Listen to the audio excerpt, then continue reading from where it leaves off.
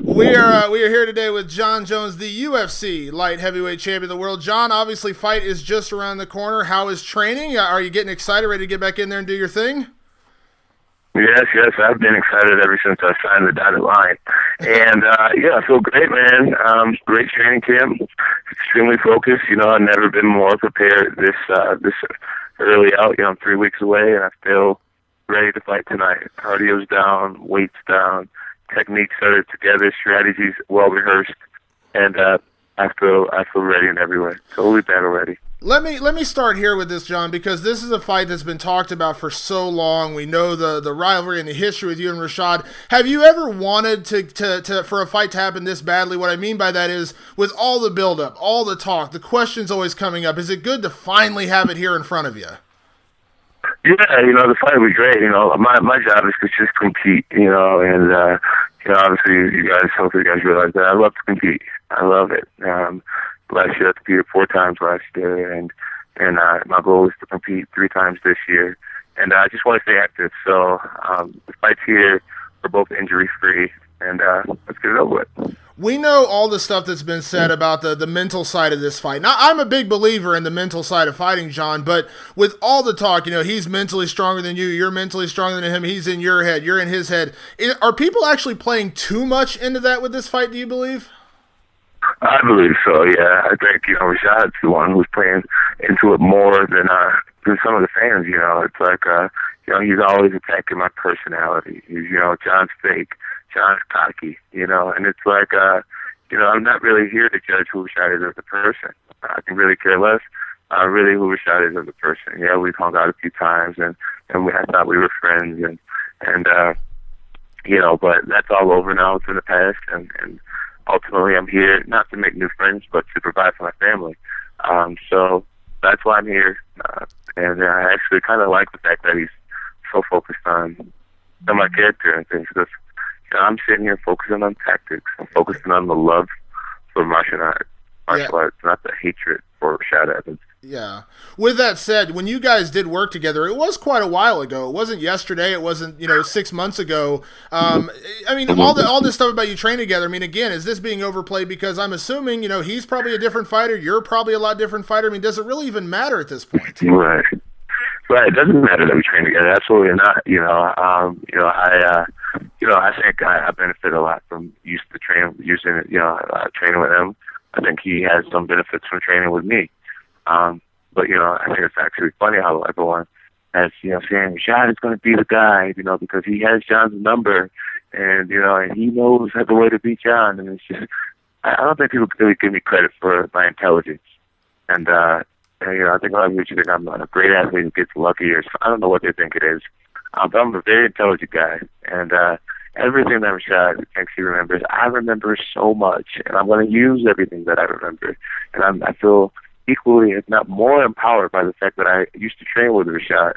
I'll admit, in 2010, he was a little bit of a better fighter than me. He was just stronger. If you watch my fights, I was skinny when I first got to the UFC. I didn't really have a cut weight.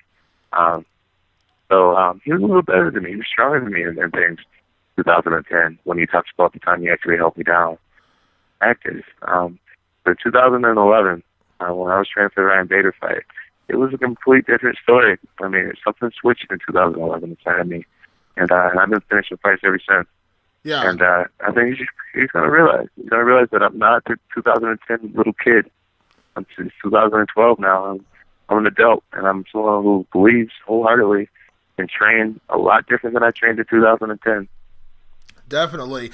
Now, we know the news came out, I want to say about a week or so ago, or maybe it was 2 weeks ago, that Greg Jackson, no, it was a while before that, but he actually made some comments about it. But Greg Jackson is going to corner you in this fight. As a fighter, what did that mean to you for Greg to stand behind you for this fight? It means everything to me. It's empowering. It was kind of confusing at first when he said he wouldn't coach me. I was just, coach, I admire you, and I look up to you, and I do what you tell me to do. You tell me to run that mountain 3 times, and I run the whole mountain 3 times.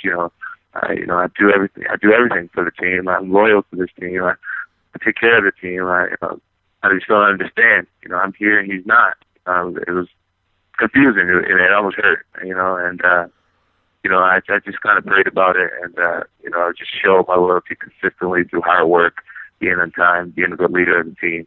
And he realized, why not Coach John? This kid's a champion. He's loyal. He's everything you want in a student, I believe.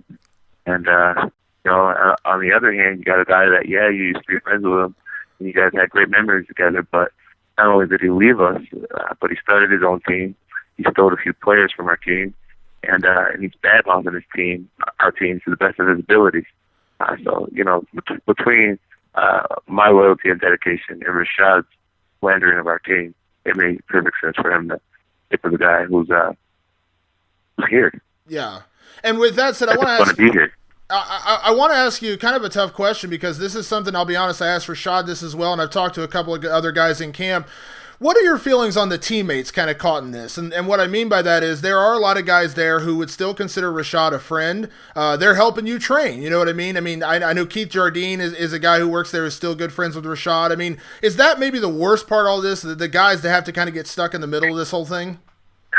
No, not really. There's only person who really has chosen to make it pretty obvious that he's not really in my corner is Keith Jardine. And that's fine with me. Keith is someone that I still respect. He's the captain of our team. And, we practice right next to each other all the time. And he doesn't help me train for this fight, which is fine. I'm comfortable with that. And he's keeping his loyalty to Rashad. And I respect that wholeheartedly. Him and Rashad have known each other for several years. And at the end of the day, a friendship is way more important than a UFC career. And so, I trust that Keith isn't going back and telling what I'm doing at practice. And if he is, karma will come back around in its own way. But, I don't think Keith is that type of person. And we're all being adults about it. Everybody else on the team loves me. A lot of the guys, especially the lower level guys, they tell me every day, man, hey, man, thanks for taking us to dinner last night. You didn't have to do that. Hey, thanks for paying for the movie, man. You didn't have to do that. Hey, thanks for sending me all this stuff from your sponsors, man. I had no clue how I was going to get a new pair of gloves, I had no workout clothes left, So, one thing that I don't think Rashad understood was that, Greg Jackson has always been more than fabulous five. Rashad looks at the team as, Nate Marquardt, George St. Pierre himself, maybe Cowboy, Keith Jardine, he looks at it as, the elite guys, and they were so, iron sharpen iron, and they were just such a tight team. But Rashad never bothered to pay attention to the kids from Russia, the kids from Japan, the kids who came there just following a dream with no money, the kids who had absolutely nothing. Those are my brothers. The actual team, the 45 people that make up Greg Jackson's, not the 5 people that was like the big names in the UFC. So I'm strongly loved amongst that team because I'm a true brother of all of them, and I'm a true champion to my teammates, and not just a Hollywood athlete who who kind of took good for everybody else. So people respect me, and the coaches respect me, and I believe I'm the leader of that team. Yeah. My last question, we're going to get you out of here on this, John, just so you can answer very simply. When this is all said and done, the fight is over on April 21st, do you think you can shake Rashad Evans' hand and move past this? 100%. That's why, for the most part, I try not to attack Rashad's character too much. I only attack it kind of in defense for the most part. I have nothing against Rashad. I'm a guy who's trying to provide for my kids, man. This is my job. At the end of the day, it's how I pay the bills. I have no hatred for him whatsoever. I want to go out there, win this fight, and keep moving forward with my life.